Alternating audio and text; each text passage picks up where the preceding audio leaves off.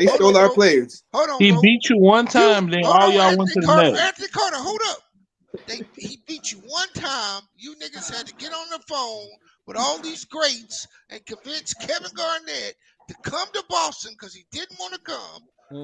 All these niggas to show up so y'all could beat this nigga, and then this nigga you ran him out of Miami. I mean, out of Cleveland, like you said, and this nigga went to Miami and cooked y'all ass, and y'all been bitching ever since. So the Hey, Pistons wasn't wasn't good. that Wait, Delonte hold West? on, hold We're on, gonna hold act on, like the hold Pistons on. wasn't I good. thought The it was Magic wasn't Delonte Hold good. on, West. T-Swizz. We're gonna act like that. Hold on, T-Swizz. Facts. Y'all core ended up on the Nets. That's how bad LeBron did y'all.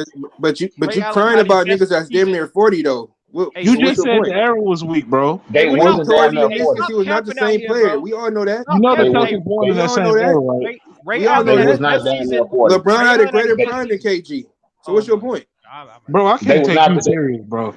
Come on, They bruh. was not damn near 40, We didn't fam. have a They was prime not damn KG for near that 40. long. They weren't Come on, out. Oh bruh. my Don't god. do that. Can you name the KG was in roster his Don't do of prime. that. the Ray Celtics Allen with when he Larry was in his Bird, prime. please?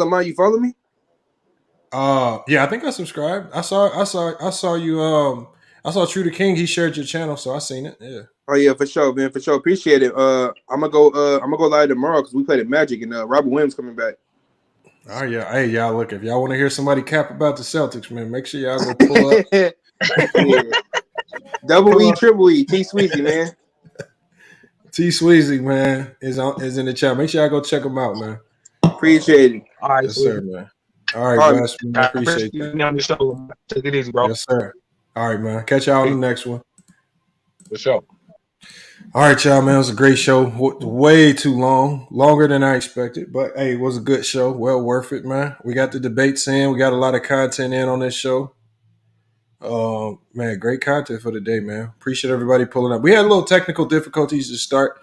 We was able to work our way through it, man. I'm not sure what's going on with the connection sometimes with this StreamYard, but, I mean, as long as we're able to get it fixed, man, that's all that matters, man. So, again, appreciate you guys dealing with the little technical difficulties. I'm going to try to work on it, make sure I get that cleared up before the next stream.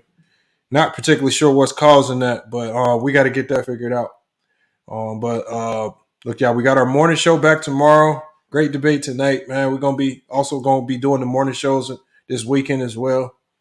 But, again, we got a lot of things coming with the show, man. I appreciate everybody that's been signing up for the memberships. All of that is really going to help keep the show going as we get more and more members and we build that up. That's really all of that is really going to help keep the show going, help the production value, help just monetize the show because coming across sponsorships and YouTube ad revenue, it just ain't cutting it sometimes. But again, appreciate everybody. It's FYF Sports, man. Another great podcast episode. We're going to be back with more sports news. Until then, it's FYF Sports. And we out. All I hear is yap, yap, yap, yap. Ain't talking about nothing, right? Watch this. We gon' bring that pressure.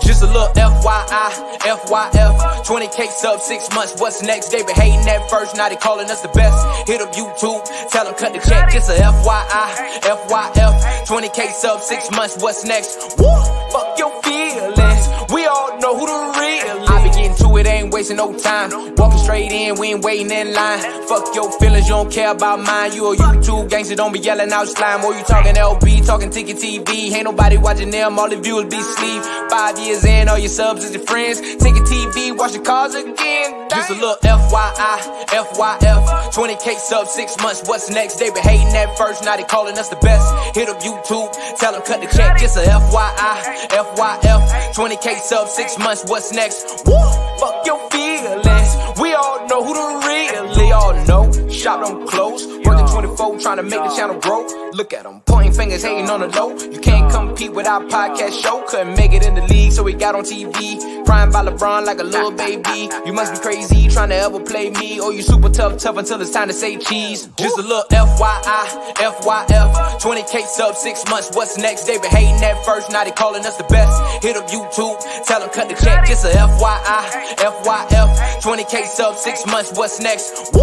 fuck your feelings, we all know who the real